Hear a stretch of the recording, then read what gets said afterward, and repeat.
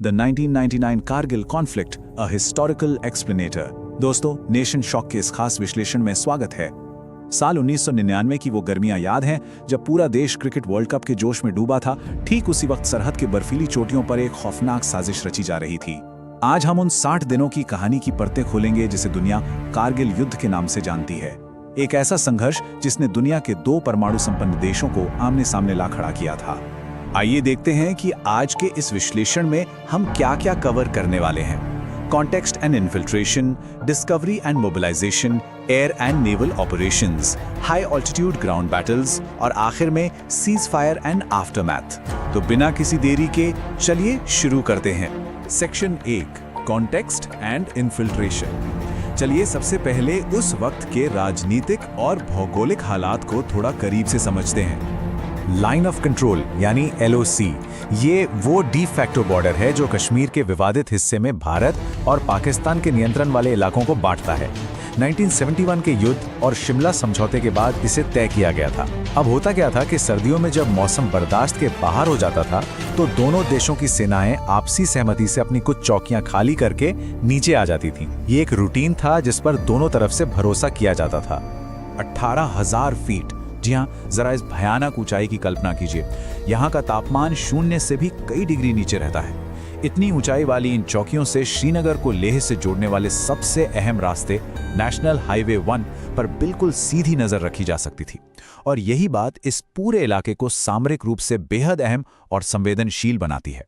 अब देखिए यहाँ कितना बड़ा विरोधाभास है। एक तरफ फरवरी 1999 में लाहौर डिक्लेरेशन पे दस्तखत हो रहे थे, जहां शांति और द्विपक्षीय समाधान के बड़े बड़े वादे किए जा रहे थे। लेकिन पीठ पीछे क्या चल रहा था? 1998-1999 की उसी सर्दी में पाकिस्तान ऑपरेशन बद्र के तहत एक खुफिया सैन्य घुसपैठ को अंजाम दे रहा था। उन्होंने LOC पार करके उन चौकियों पर कब्जा कर लिया जो सर्दियों की वजह से खाली थी। उनका सीधा मकसद था कश्मीर का लद्दाख से संपर्क पूरी तरह काट देना। Section 2, discovery and mobilisation. अब सवाल ये उठता है कि भारत को इस बड़े धोखे की भनक आखिर लगी कैसे? घटनाओं की रफ्तार वाकई हैरान करने वाली थी। 3 मई को कुछ स्थानीय चरवाहों ने सबसे पहले इन घुसपैठियों को देखा। शुरू में तो लगा कि शायद कुछ उग्रवादी भटक कर आ गए होंगे, लेकिन जब 10 मई तक एक के बाद एक कई इलाकों में घुसपैठ कंफर्म हुई तो पूरा तंत्र हिल गया। स्थिति इतनी तेजी से बिगड़ी कि 26 मई आते आते इंडियन एयरफोर्स को बाकायदा एयर स्ट्राइक शुरू करनी पड़ी। 6:1 पहाड़ों पर लड़ी जाने वाली जंग का ये एक बहुत ही क्रूर गणित है। अगर दुश्मन ऊपर पहाड़ की चोटी पर छिपकर बैठा है तो उसे वहां से हटाने के लिए हमला करने वालों की संख्या कम से कम 6 गुना ज्यादा होनी चाहिए।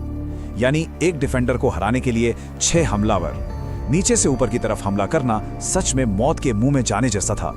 इस भारी घुसपैठ का मुंह तोड़ जवाब देने के लिए भारत ने शुरू किया ऑपरेशन विजय। अपनी पूरी ताकत झोंक दी गई।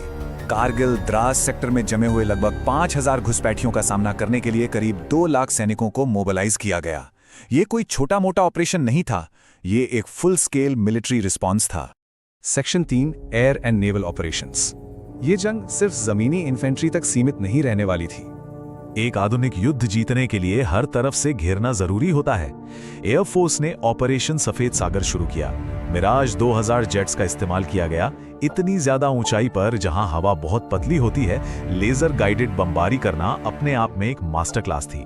और सिर्फ आसमान ही नहीं, इंडियन नेवी ने भी ऑपरेशन तलवार के जरिए अरब सागर में मोर्चा संभाल लिया। नेवी ने पाकिस्तानी समुद्री व्यापार की नाकेबंदी का ऐसा डर पैदा किया कि उनकी पूरी सप्लाई लाइन भारी दबाव में आ गई। Section 4, high altitude ground battles. अब बात करते हैं उन खौफनाक जमीनी लड़ाइयों की जो इस जंग की असली आत्मा थी। ऊपर से चाहे जितने भी बम गिरें, लेकिन आखिर में पहाड़ की चोटी तो पैदल सेना को ही जीतनी पड़ती है। 14 जून की टोलोलिंग की लड़ाई और 8 जुलाई की टाइगर हिल की फतह, ये दोनों इस जंग के सबसे बड़े टर्निंग पॉइंट साबित हुए। ये वो चोटियां थीं जहां से नेशनल हाईवे 1 को पूरी तरह कंट्रोल किया जा सकता था। इन्हें वापस पाना किसी असंभव चमत्कार से कम नहीं था। और ये चमत्कार मुमकिन हुआ हमारे अदम्य शूरवीरों की वजह से। Grenadier Yogendra Singh Yadav, lieutenant Manoj Kumar Pandey, captain Vikram Batra और राइफलमैन संजय कुमार, 18वीं ग्रेनेडियर्स, 1/11 गोरखा राइफल्स और 13 जम्मू एंड कश्मीर राइफल्स के इन जांबाजों को देश के सर्वोच्च सैन्य सम्मान परमवीर चक्र से नवाजा गया। इनमें से कईयों ने महत्वपूर्ण चोटियों पर तिरंगा फहराने के लिए अपना सर्वोच्च बलिदान दे दिया। इनकी बहादुरी के किस्से सुनकर सच में आज भी रोंगटे खड़े हो जाते हैं। अब एक बेहद दिलचस्प बात देखिए। शुरू में पाकिस्तान लगातार ये झूठ बोलता रहा कि एलओसी के पार तो सिर्फ कश्मीरी मुजाहिदीन हैं, उनका सेना से कोई लेना देना नहीं। लेकिन जब उन्होंने सिंध रेजिमेंट के कैप्टन कर्नल शेर खान और नॉर्दर्न लाइट इन्फेंट्री के हवलदार लालक जान को अपना सर्वोच्च सैन्य सम्मान निशाने हैदर दिया, तो उनका ये झूठ दुनिया के सामने पूरी तरह बेनकाब हो गया। ये इस बात का पक्का सबूत था कि इस घुसपैठ में सीधे तौर पर पाकिस्तानी सेना शामिल थी। Section 5 cease fire and aftermath. आइए देखते हैं इस भयानक जंग का अंत कैसे हुआ। 4 जुलाई 1999 को वॉशिंगटन समझौते ने पूरी तस्वीर बदल दी। जब भारत की तरफ से लगातार प्रचंड हमले हो रहे थे तो अंतर्राष्ट्रीय कूटनीतिक दबाव भी चरम पर पहुंच गया। अमेरिका के राष्ट्रपति बिल क्लिंटन ने पाकिस्तानी प्रधानमंत्री नवाज शरीफ को 2 टूक शब्दों में अपनी सेना पीछे हटाने को कहा। इसी कूटनीतिक और सैन्य मार के कॉम्बिनेशन ने आखिरकार पाकिस्तान को पीछे हटने पर मजबूर कर दिया। लेकिन दोस्तों, कोई भी जंग बिना भारी कीमत चुकाए नहीं जीती जाती। कैजुअलिटी एस्टिमेट्स पर नजर डालें तो काफी अलग अलग आंकड़े देखने को मिलते हैं। भारत के आधिकारिक आंकड़ों के मुताबिक हमारे 527 जवान शहीद हुए। वहीं पाकिस्तान की तरफ से कई विरोधाभासी दावे आए। परवेज मुशर्रफ ने कहा 357 मारे गए, पीएमएलएन के व्हाइट पेपर ने आंकड़ा 3000 बताया, जबकि यूएस स्टेट डिपार्टमेंट का अनुमान करीब 700 का था। आंकड़े चाहे जो हों, लेकिन सच्चाई यही है कि युद्ध की असली मानवीय कीमत बहुत भयानक होती है। युद्ध खत्म होने के बाद दोनों देशों के अंदर बड़े भू राजनीतिक भूचाल आए। भारत में सुरक्षा और इंटेलिजेंस की कमियों की जांच के लिए कारगिल रिव्यू कमेटी बनाई गई और एलओसी पर बाड़ लगाने का काम बहुत तेजी से शुरू हुआ। वहीं पाकिस्तान में तो पूरी राजनीति ही पलट गई।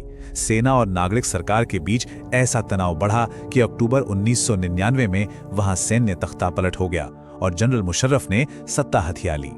सुब्रमण्यम कमेटी की इसी फाइनल रिपोर्ट ने भारत के पूरे इंटेलिजेंस ढांचे को बड़े पैमाने पर रीस्ट्रक्चर करने का रास्ता तैयार किया। कारगिल युद्ध सिर्फ पहाड़ों पर लड़ी गई एक सैन्य जीत नहीं थी, इसने हमें ये कड़वा सबक सिखाया कि सीमाओं पर शांति कितनी नाजुक होती है। एक छोटी सी भी खुफिया चूक पूरे उपमहाद्वीप को परमाणु युद्ध की कगार पर धकेल सकती है। तो दोस्तों, इस पूरे घटनाक्रम को गहराई से देखने के बाद एक बड़ा सवाल हमारे सामने खड़ा होता है। क्या हमारे ये नए और आधुनिक इंटेलिजेंस सिस्टम्स भविष्य में किसी नए सरप्राइज को रोकने में पूरी तरह कामयाब होंगे, या इतिहास कभी फिर से कोई नया रास्ता निकाल लेगा? नेशन शॉक के इस विश्लेषण में हमारे साथ जुड़ने के लिए बहुत बहुत धन्यवाद। सीखते रहिए और तथ्यों की गहराई में उतरते रहिए।